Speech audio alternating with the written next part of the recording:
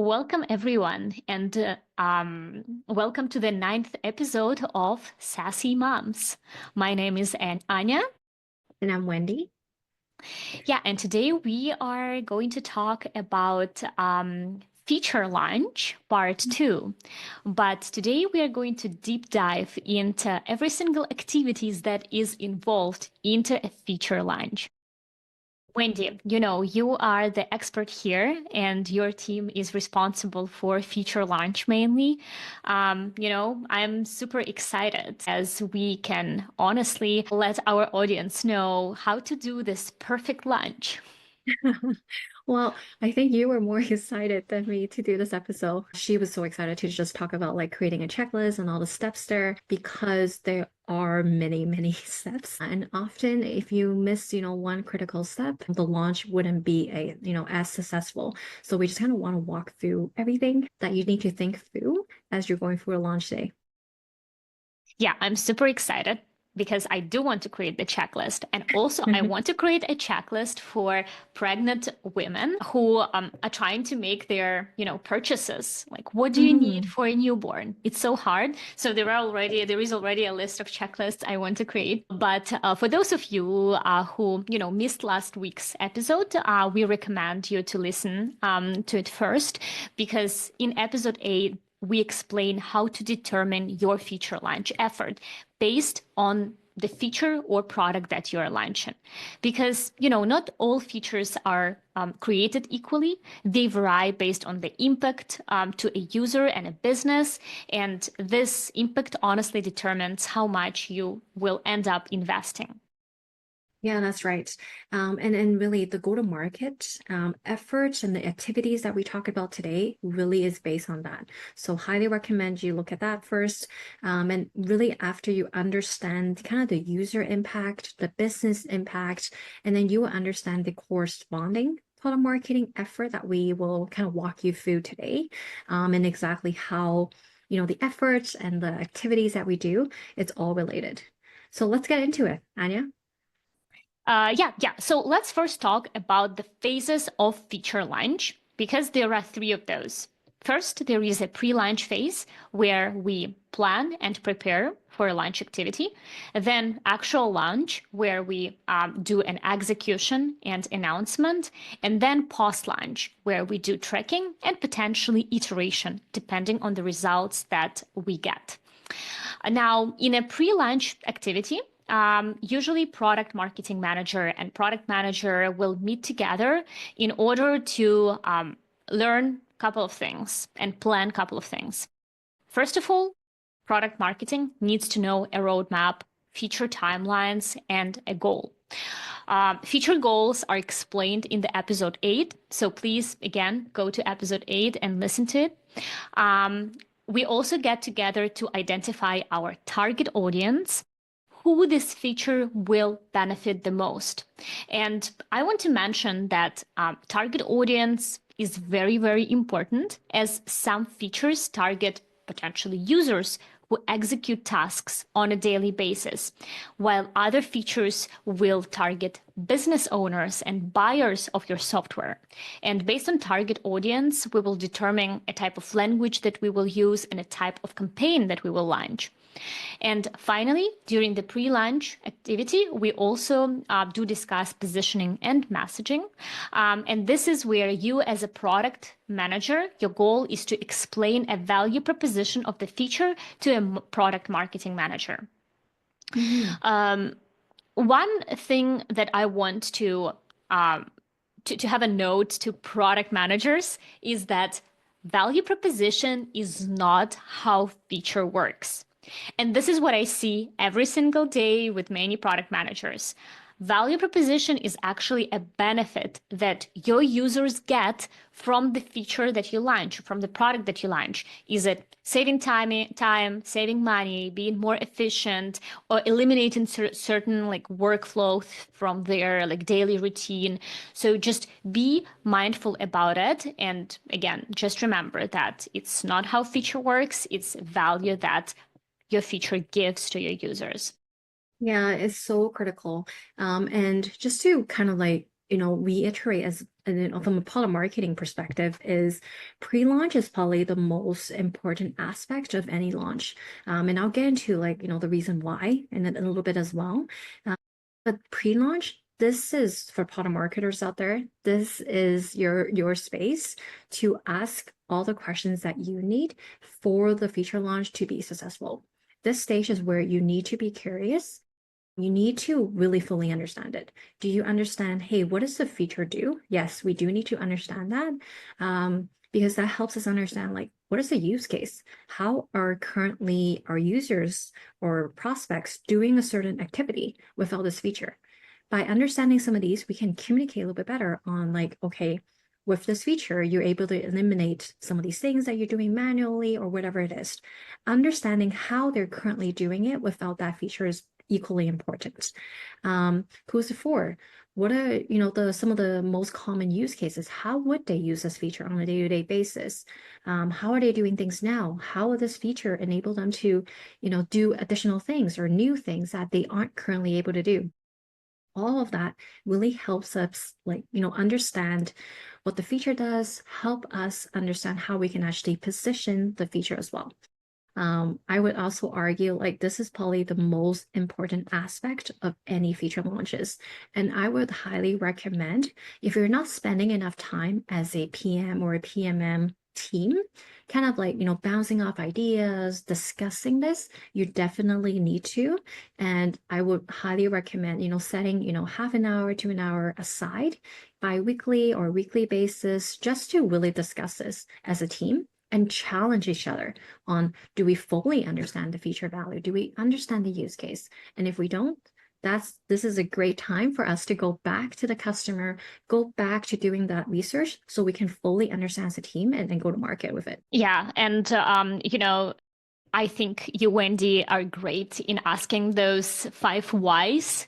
And, you ask those questions. Sometimes we don't get answers and we are annoyed by this. Why? Because we should know the answer, but we don't. It means we didn't do a very great job and we didn't do our homework before meeting you. So, No, I love um, that. It's I think one of the things that you do really well is the product lead for the product that we oversee is you challenge your team too. It's if you don't, it's hey, you need to go back and understand it. It's not just hey, brush it off. I think that's so critical for the success that we have had for some of the launches that we have done. Yeah, and then once we figure out the value proposition together, once it's clear and we all are on the same page, it's important. An important step in a feature launch is proactive communication, specifically related to internal alignment, because this is where product manager is responsible for internal alignment. So I want to kind of give an example of the cold outreach campaigns where, it's important to warm up your audience before this final hit of a button or the final purchase that they can make. So, if once the value proposition is determined, it's important to not wait till the feature is launched. Instead, engage with your internal audience, internal stakeholders immediately. Once you start developing your feature, the feature is going to be out in 2 or 3 months. Product marketing manager agrees with value proposition. Just go to your sales, customer support team, and communicate that this is the feature that they are going to get in a couple of months. And because there is no reason why your sales team can start selling this feature now, or there is no reason why customer support or pre-sales team cannot just go and talk about this feature and sort of warm up your existing customers that, hey, this is the innovation, this is the value that you will be getting soon and potentially preventing churn. Yeah, no, this is such a good point because often I think we forget about this internal communication. And equally important, I think, is just getting their early feedback as well, right? Sometimes they will point out hey, there's a missing use case that we didn't even think about internally. Because they are constantly talking to customers and engaging with customers. They're hearing, they're negative, they're positive. And I think that is equally important. So I can't stress this enough. It's not just about like, go to market, about communicating externally to customers. Equally important, we play a key role in ensuring there's like alignment within the internal team, especially on the product management side. And I see that working really well, especially. So here are just some of the things we got to think about for pre-launch on a customer or marketing aspect. I would like to kind of separate it into two kind of buckets. One that is internal facing material and then external facing material. So, and then when we think through this list, this is kind of a laundry list. I'm not saying you have to do every single one of these items, but here are just, the list that you should think about, and then really think through who your target audience is. How do they actually consume the information? How would they like to consume the information? And what is the impact of that feature which we talked about in the previous episode? This will determine or help guide you on understanding, hey, which of these following collateral that we'll need. But here's a list of things that you need to think through. So one of the first most common thing that a salesperson leverages when he, talks to a prospect is a sales deck or a presentation. Usually, it's a couple slides that talk about why your solution exists, what is the overall problem that you're trying to solve, and all that. Usually you have this already, but there might be a chance to update this existing deck to highlight some of these key differentiator based on what you're launching. Maybe an updated value prop because a new feature that you're launching. So just thinking through it that lens, like, does this need to be updated? Has our story changed? Has our differentiator changed? So this is a point of where you're like evaluating if you should update it. The other aspect of it is a battle card. A document that kind of compares how your features compare to some of your competitor offerings. Actually, we were just on a call earlier, and it's like, battle card is a constant, material that you need to constantly update, because just as you are launching features, your competitor is doing exactly the same thing. So just equipping your sales team on the overall landscape is as important. This helps them not just, on a competitive stance, like when they come across this competitor, they have some, unique selling point that they can point to, but this also helps them understand how they should do their demo, because they can focus on the things that really makes us stand out in terms of the features and some of the use cases, and kind of soften a little bit on where we might not do as well, right? So this is a great starting point for equipping any kind of go-to-market as well. And then the other aspect to think through is, do we need an internal FAQ? Are there any common questions that your sellers might get often that you need a standardized answer to? Potentially this features about an upgrade. Do they have all the top tracks or talk tracks? Do they have, some of the common objections that you can equip them with? It's all about internal collateral. It's all about like arming your sales team so they have everything that they need during the point of sales, during a discussion with the customer, because you want to arm them with everything so they're not scrambling, they're not making stuff up on their own. You're equipping them with all the talk tracks, and that's really what I'm kind of mentioning, all these collateral just to think through. And then the other aspect of it is like a sales script. Often I would hear, listen to calls, and I'm like, oh man, why are they talking about this feature like this? Like, they're totally missing the point.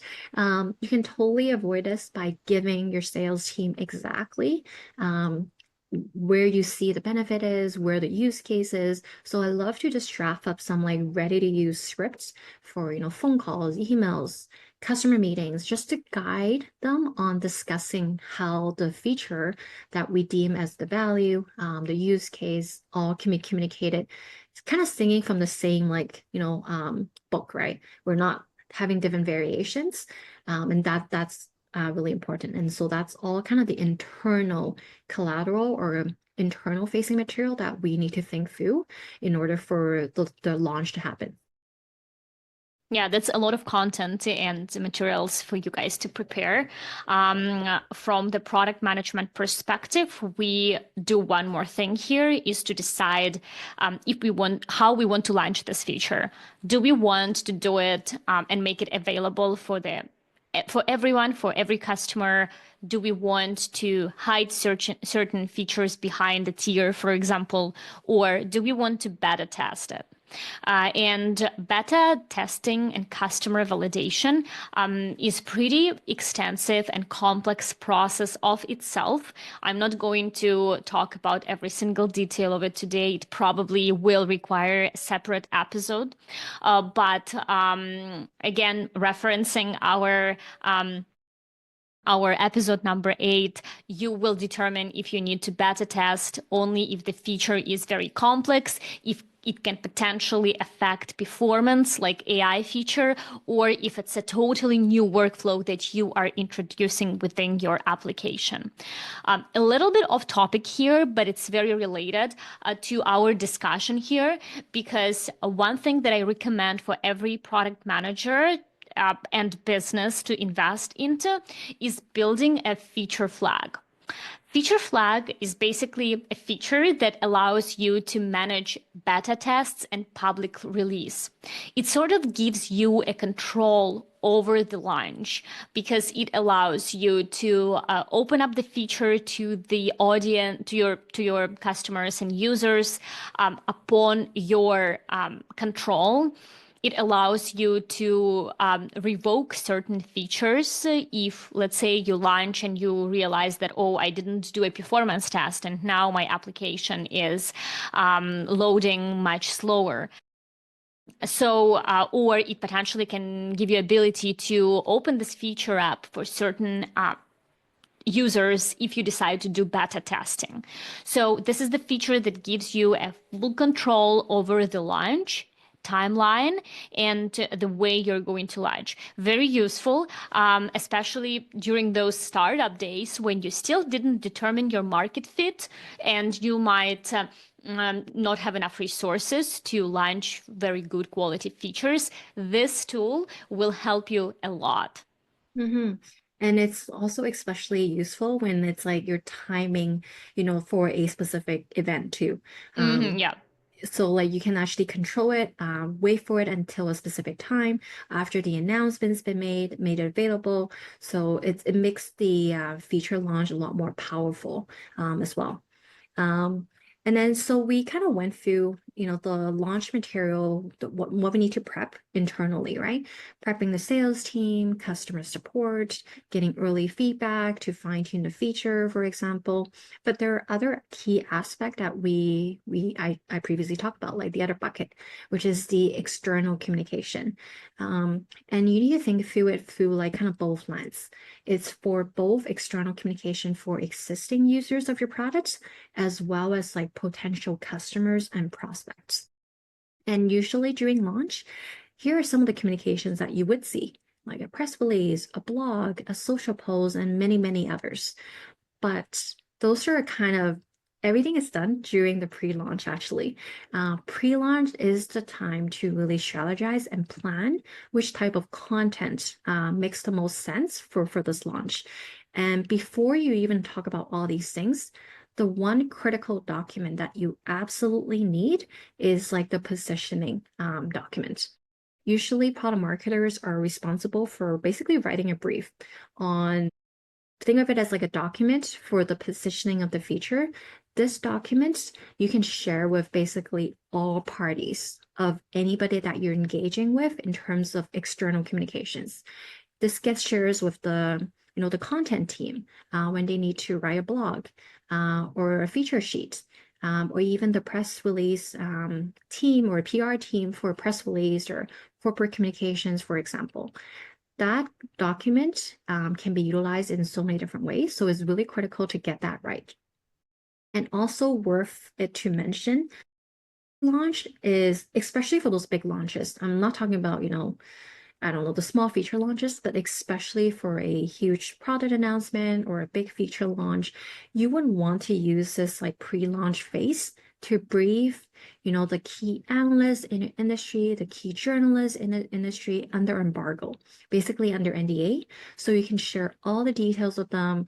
Often you would produce an announcement piece that has their thoughts on it, because it's often more powerful when it comes from a third party versus your company, yourself, and it really helps you with positioning your innovation as well, because you're briefing them a lot sooner, and then it helps in your positioning in terms of their magic quadrant.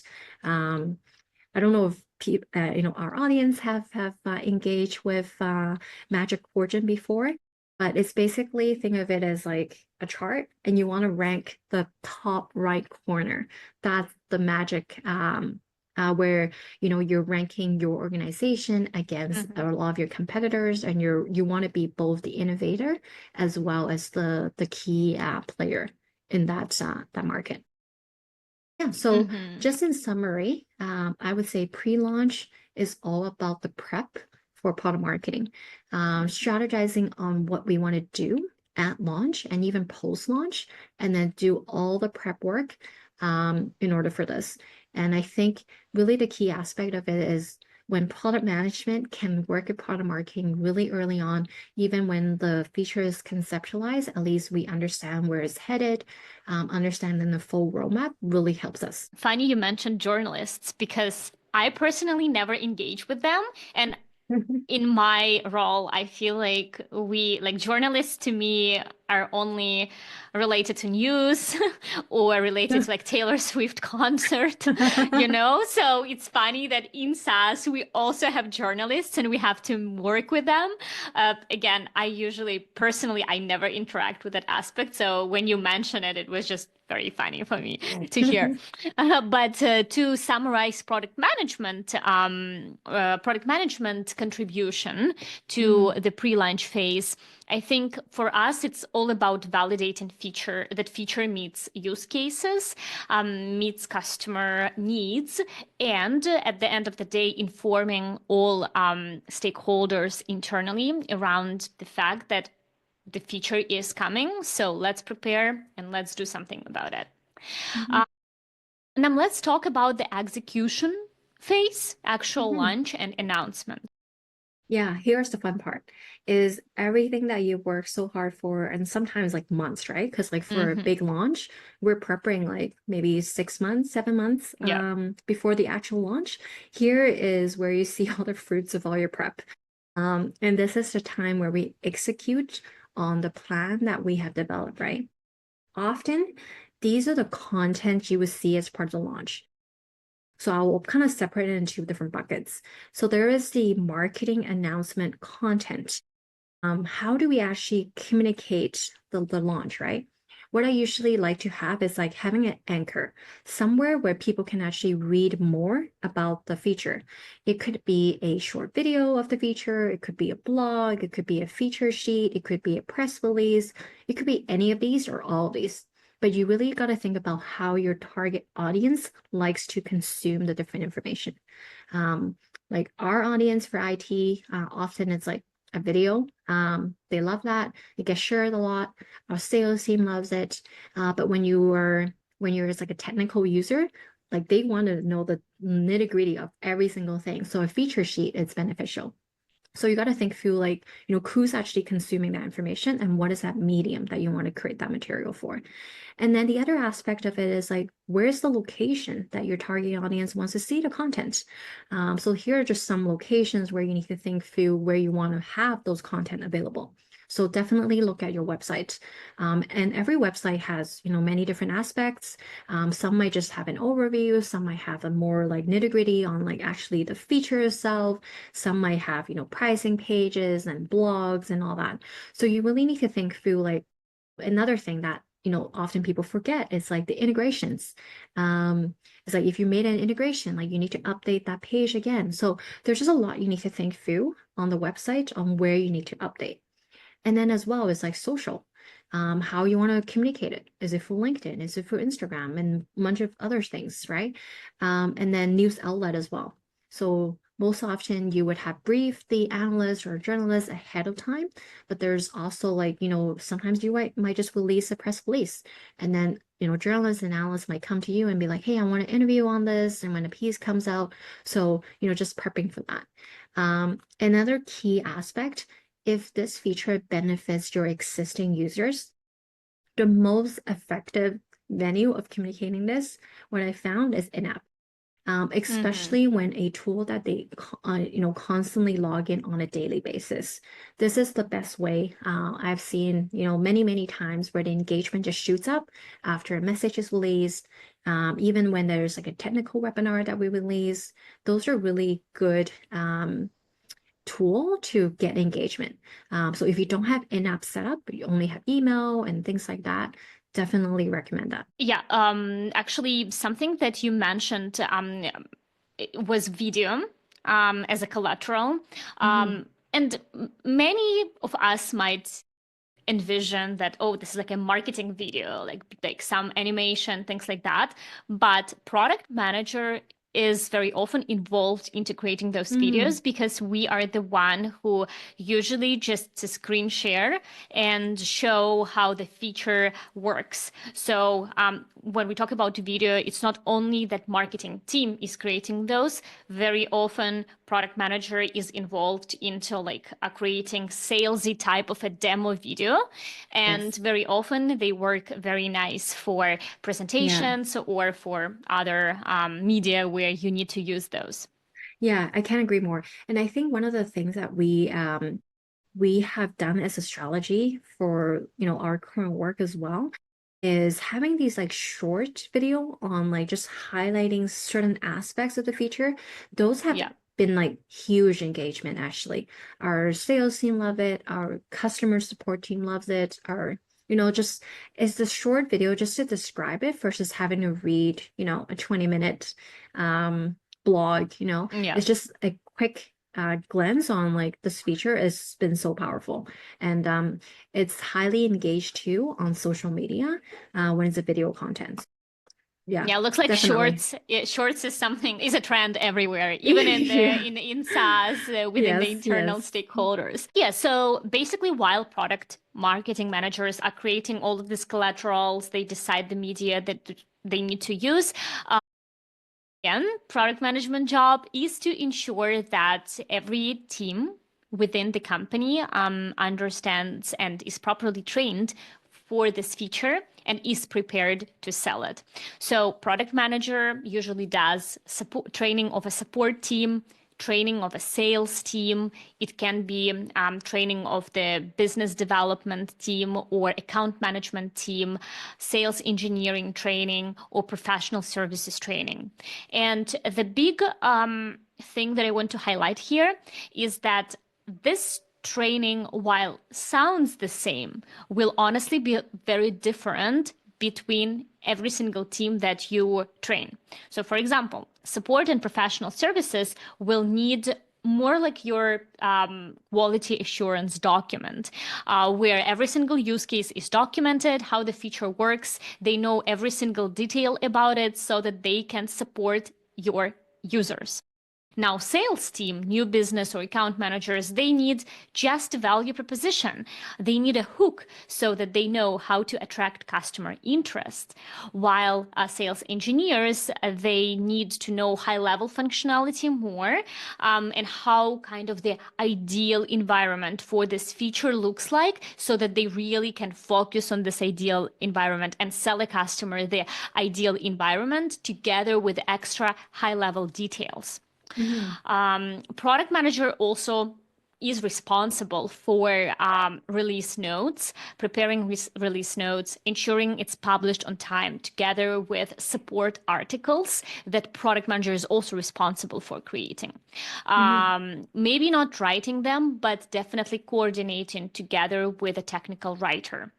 And On the topic of beta, if you decide to do beta testing, then you manage beta, which involves proactive communication with your customers, creating a beta group, deciding a channel where you want to create it, sign an NDA with them if that's important for your business, create rules of play document, send knowledge base articles proactively, right? And do all of this coordination and management.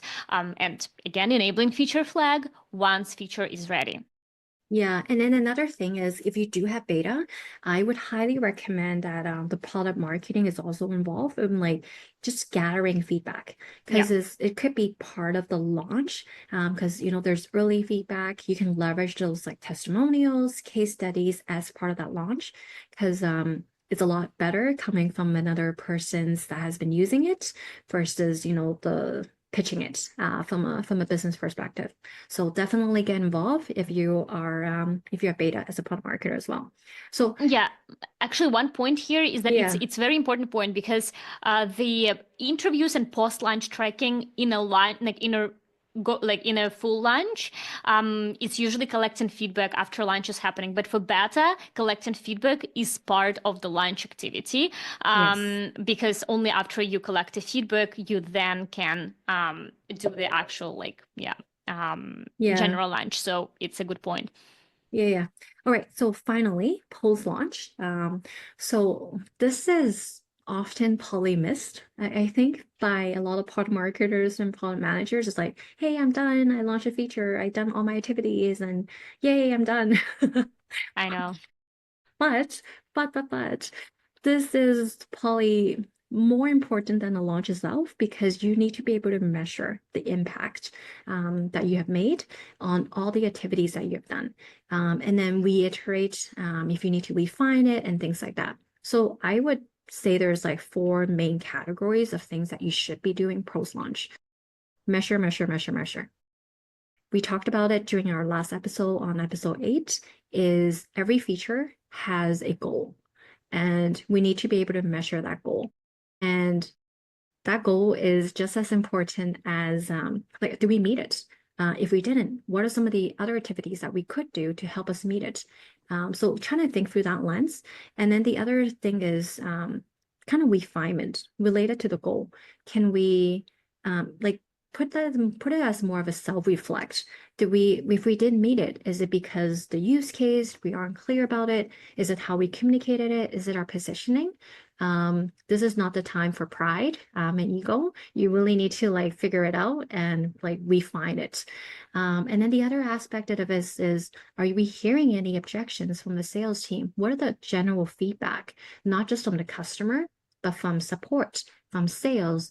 All that needs to be taken into consideration on how maybe we need to do more on communication. Maybe it wasn't clear. So all those are super important.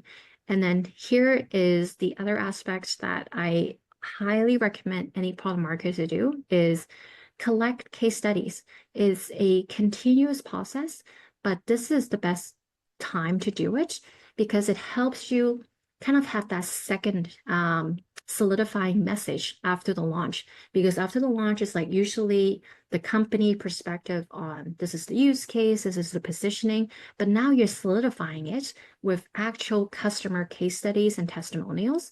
It's like kind of launching it again with different case studies. So highly recommend. And the product manager's job is to monitor feature adoption, proactively reach out to customers in order to get a feedback, and maybe plan feature iterations if there is a need. Now, when it comes to monitoring feature adoption, there are you can't do it without either using a tool that is integrated with your application, or if you just do natural tagging. So you can't again, you can't track without having, you can't track analytics without having proper tracking in place. So ensure that you think about it upfront and you do appropriate tagging. Now, tagging will allow you to kind of gather quantitative feedback. So just understand how your feature converts, how many accounts users are using this feature, how often they use it. But in addition to it, don't forget about qualitative feedback, which can be potentially group interviews or individual reach outs, or just messages and chats within the community if you have one. Again, just remember that gathering feedback is really important. In fact, I want to launch another checklist, which will be related to research in general, customer research, which is also like pre-launch research, pre-launch activities for research, post-launch activities for research. That's another thing that I would like to do and launch as a summary and share with our audience. Side note, Anya. Yeah. It's so funny because I just want to touch on this like checklist thing. Actually, before we even talked about this podcast, right? Like it wasn't even like the part of the podcast. Yeah. I remember this actually just dawned on me because we kept talking about checklists. Was when you were pregnant. Yeah. And I remember a message that you sent me. It's like, hey, do you have a checklist on what I should purchase? Yeah. But it's just really funny because you're like this checklist person. Yes, and honestly, like because like it would help me so much. And I have every single thing that I purchased, I have documented in a spreadsheet. So Amazing. yes, so I'm going to create the checklist, and I think it's super useful, and it just simplifies everyone's life. But anyways, I like one of the things that we need to talk about is also webinars, because webinars are huge in B2B SaaS. I know companies who didn't do webinars but started doing, because I don't know why they were not doing those. Yeah, I think you brought up a good point. Webinars are such a great tool to kind of tell your story. It's a great engagement tool because you're actively engaging with them. Your audience is, captive. They're asking questions, they're commenting. But sometimes, I don't know, it feels like my team, myself, even yourself, we're constantly doing webinars, and it's probably I love it, but I also hate it. It's one of the channels where, you see the most engaged, but it's so much prep work too, as well. But yes, webinar is such a great tool to reiterate your story, tell your strengths, get the kind of firsthand engagement because people can comment on it, can, do a lot. Definitely a great tool, but you need to leverage it wisely. I think we should probably have an episode on like what is the best practices on webinars as well. But anyways, before we wrap up on, feature launch, I think one key point to remember when we discuss a feature launch, our ultimate goal is to drive the business forward, right? Simply communicating the details of the feature or the value of the feature, I can tell you will not achieve that. We really need to think through how this feature enhances the kind of the larger narrative of your product. You hear me say like campaign theme, and that really is kind of your product's unique positioning and how, maybe adding this new feature or new enhancements add the additional value to that story. So I don't think we should look at feature launch as a isolated activity. We should really look at it holistically on how it drives the business forward, how it adds value to the overall campaign, the overall story. When you combine feature launches and the kind of overall campaign and story, it makes the feature launch a lot more powerful because you can see the bigger picture, not just I'm launching this feature, and that feature. There's a story and the cohesiveness to it. I think that's just as important as the feature launch. Yeah, and the thing that I really want to say as a conclusion here is for everyone to kind of combine our two episodes, episode 8 and episode 9 together, and then kind of decide what is best for your future. So we, in episode 8, we explained how would you rate your features in order to understand how much to invest into a feature. And in this episode, we talked about every single activity that you need to do.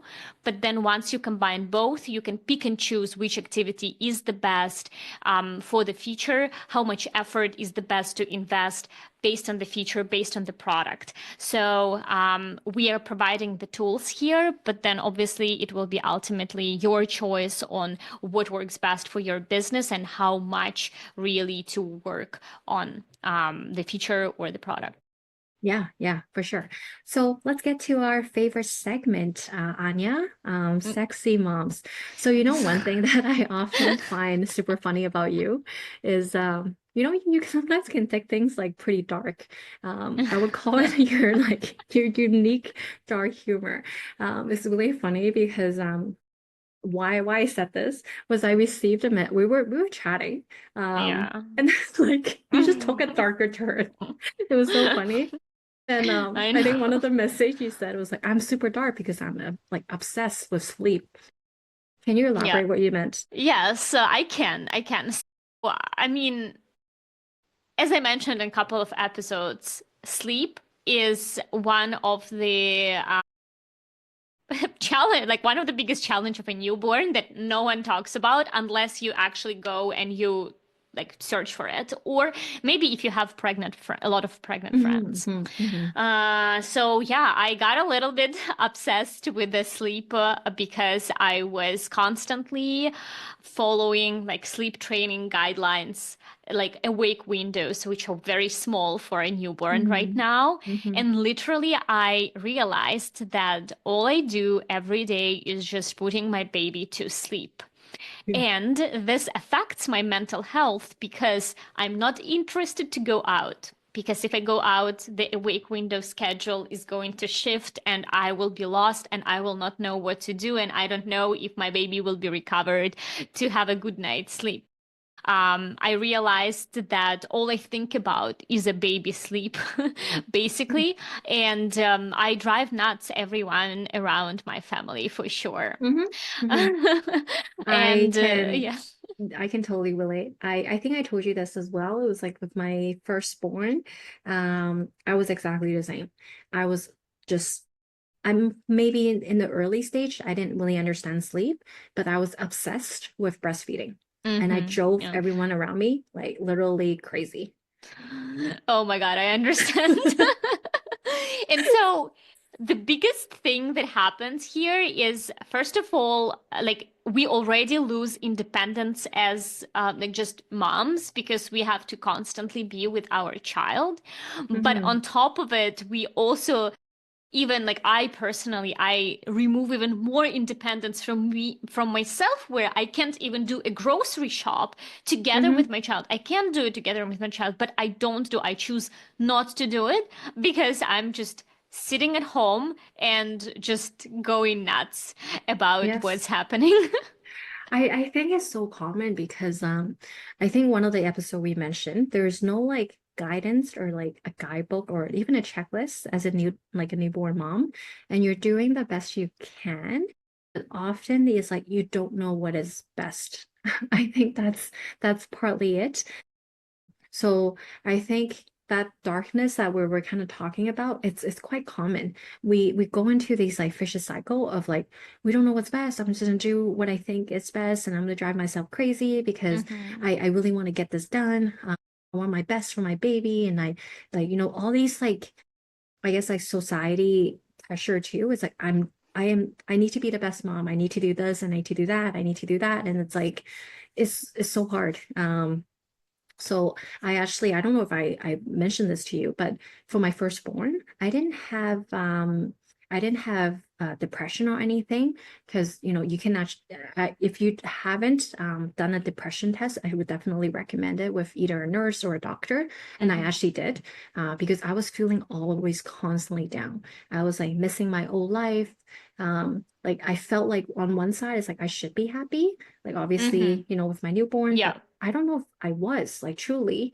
I was like losing my independence. I was missing my old life. I was like reminiscing, or even like I want to go back to work. Like Mm-hmm. it's a lot easier, like things like that. Like you're like, I should be grateful, especially Mm-hmm. in Canada where you have a year, but I don't feel like I was.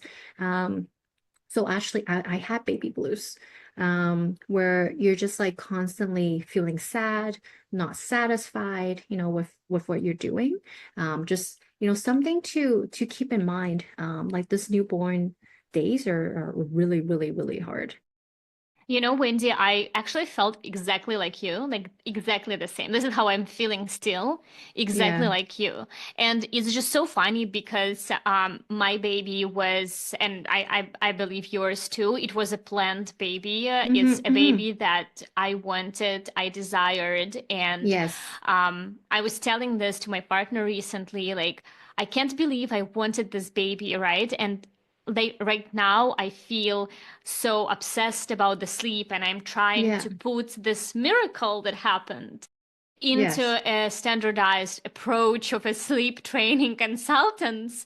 But then what happens is this creates a feeling of guilt in me Yes. that, okay, I'm unsatisfied. How come am I unsatisfied if this baby was so desired? And Hmm. I'm so grateful for having such a lovely, beautiful child, smiley, like relaxed. But I'm not. So it's kind of like one point is that you don't feel good, but then personally with me, I then feel guilty that I don't feel Yes. good for Yes. having the child. Yes. And Yes. And it's hard to communicate yeah, that to anybody too. Like I felt yeah. guilty even telling my husband then. I was like, I should be grateful and I shouldn't say these things, or even Mhm. to my mom, which didn't understand at all what I was Yeah. saying. Um, Yeah, exactly. I it's can't like, what talk are to you? my mom about it because my mom is just like, "Oh, you're so lucky to have this Yeah, yeah, child." It's yeah. like, and I'm like, "Oh my God, I can't tell you that in reality I feel down." Yeah, yeah, like almost like exactly. It's like I do feel lucky, but at the same time, I do feel down, and I do feel like I'm missing a part of me, and all that, right? Like Hmm. it's like a mixed feeling, and you have no one to really talk with, because when you talk with somebody, you seem like you're ungrateful, which Hmm. obviously you aren't, because obviously you love your baby and all that, and but it's just like this constant, I don't know. I don't even know what stage, but it was just Yeah. like this mental drain where I'm like I'm happy, but I'm upset. I'm this opposite tension and feelings you're feeling, which is like I actually felt that for a really long time, until like I think I mentioned to you, until I got into like a rhythm where I'm Hmm. like, okay, like I am a mom and things has changed, but it's like just that acceptance, I guess. I don't even want to say Hmm. it's acceptance, because that's I feel like it's the wrong word. It's yeah, yeah, Yeah, yeah. you know what I It's mean? But scary. Like, do I have to accept this for my entire life? yeah, yeah, but it's more like, yeah, like you can balance between kind of your old life and what you loved, and then Hmm. also like a newfound love and a new rhythm that is different than before. And I think once you find that, then it's like, okay, like now I'm in a better rhythm. I understand this. I know how to approach it. Um, it just felt a little bit easier. But yeah, I was in the exact kind of same stage, because when you mentioned this, I'm like, oh my God, that was exactly Yeah. me. So one of the like when it comes to independence, maybe we can do another episode because I have a Yeah. question for you right now. But for me, like there are actually two aspects with independence which I'm still trying to figure out. Hmm. The first important one is the fact that right now, basically to do anything, I need to negotiate it with my partner and I need to negotiate the timelines. This drives me nuts because Yes. before the baby, both me and my partner were very independent. Like we sometimes didn't Yes. even tell each other when one of us is going to return back from work, and it could Mm-hmm. have been normal to do it at 7 p.m. or 4 p.m. or 3 p.m. Mm-hmm. And now suddenly I need to engage into this, and it's very like hard for me. Another thing is I just like dream of one thing is just, going out with my friend to chill, have a glass of champagne, which I can't because I'm Yeah. breastfeeding, but just chill, just relax and just Oh, enjoy because my yeah. thoughts are occupied. Even if I do it right now, and I have to plan first for it, and then I do it, and then it still like my thoughts are bothered by the child. Like, is he Yes. all right? Is everyone taking care? Is he sleeping? Is Yeah. he eating? Is Yeah. he like changed? Even though I trust people around me, but just these Yeah. thoughts cannot be removed. And so my question was to you, because your children are older right now. Mm-hmm. Mm-hmm. It's 8 years old, right? And four, and two Yeah. children who are 4 years old.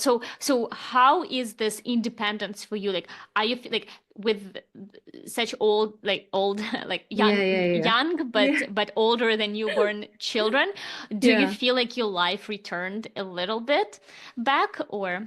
I think it's different. Mm-hmm. So like for a newborn, I think I was strapped by like the time, right? Like it's like every 2 hours you need to Mm-hmm. breastfeed, their their nap time, and like even upwards to like 3. I remember even like on the weekends, like I have an older kid which have activities in the morning. We had to plan everything in the morning because Mm-hmm. the twins had to nap between like 1 to 3. And like they Mm. have to be at home, right? Mm-hmm. So it's like we had an early start to our day. So usually it's like, 7 or 8, we would go out and then, come back before noon, or else, my afternoon Mm-hmm. it's like crazy. Or I have to time it where it's like we have a long car ride so they can sleep in the car. So it's Yeah, like yeah. a lot of planning. I don't think it stops, to be honest. I always joke around this with people that does not have kids yet, so they can understand what it means. Is on Saturdays I'm an Uber driver. I drive my Mm-hmm. kids to different places based on their Mm. activities. Got it. Wow. Okay. So, so I don't know, but I think where I found my independence is because I think that's why I highly recommend any Mm-hmm. moms to have like a structured timeline for their newborns. Because once you set that up, it's like at least like, okay, you know when they nap. So you can plan Yeah. your day. You know when they sleep. Because I put my kids to sleep at like 8:39. So at least I have like an hour free time every day. Mm-hmm. I sleep at 10. So because I often a lot of the mom friends that I have is like their kids doesn't sleep until like 10. So they Mm-hmm. don't have any free time. So I made a conscious decision to like, get them to sleep early. I'd Mm-hmm. rather have them like wake up early. At least I have some free time at night that I can do Mm-hmm. whatever I want to do. So I think it's never going to end. I'm always coordinating. Yeah, That's I my mean, life. honestly, like being an Uber driver is not the worst because you still can like drive your kid, like pick up a coffee, and for 15 minutes, Yes, like yes, enjoy it. And then maybe yes, you can like listen to a podcast while you're in the yes. car. Potentially, like this is more obviously like more coordinatable and Yeah, yeah. Yeah, but then like enjoyable. the coordination of like picking up and like dropping off and like just Yeah. activities and like all these things, I don't think it ever ends because I think as they get older, you have more and more Mm-hmm. correspondence. Mm-hmm. But I think you have to I think once you find your rhythm, Yeah. like I think I mentioned this to you. I don't know when, and I actually forgot when I found that rhythm, to be honest. Yeah.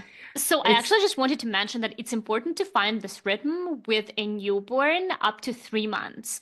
yeah, Now, my son is 3.5 months, and I started seeing a little bit of a routine, but still yes, not final because sometimes he goes to bed at 7 p.m. depending on the yes, naps. Sometimes it's 8 p.m. and then he wakes up at night 3 times. Sometimes he wakes up at yes, night. So I feel like up until my baby sleeps through the night or he has like yes. very predictable wake ups time through the night, it's Mm-hmm. almost impossible to get a routine. So yeah, don't hope to get it up until like a couple of months. Again, Yeah, and depending on your then yeah. baby. And that's why when you ask me, it's like when I'm like, I don't recall. Like I want to say Yeah. 6 months, but I don't want to also give you like such a long time. So Okay, well, you should always tell me the truth because now I hope it will be 3 months. Then my hopes are distracted, like destroyed, and then I am in this like obsessive but then disorder. that's the thing, right? Like with my firstborn, I didn't have a rhythm until he was like 9 months because I Yeah, didn't yeah. sleep train him at all. So Okay. I didn't have a rhythm. But with the twins, I slept trained them and I felt I had a rhythm like starting probably around like 4 months, three, four Okay. months, right? So I think sleep training, and that's why I'm like any mom, the one Yeah. piece of advice, set good sleeping habits and try to get to a schedule. And then your life just becomes like so much easier and so much more predictable because as a newborn, like a newborn mom, your Yeah. life is just kind of like whips apart. And you have to kind of like find your rhythm again and find yourself again as well. I think finding yourself is like a new learning because it's like the new title, the new responsibility, all these things, and like the relationship with your partner, and like all these Yeah. things are like brand new. Yeah, absolutely. Anyways, in episode 8, we talk about sleep training, and Wendy gives amazing tips on how she was able to get her twins to sleep through the night. I'm still struggling with it, so some advice that I give you is just work in progress. But please do give us some questions, comments, likes in Spotify or in Instagram. We are also available on Amazon Music, Apple Podcast, and Castbox. So and YouTube. So please engage with us. We read all the comments, and we will modify our topics based on your interests. Yeah. Well, with that, bye for now. See you next week. Bye for now.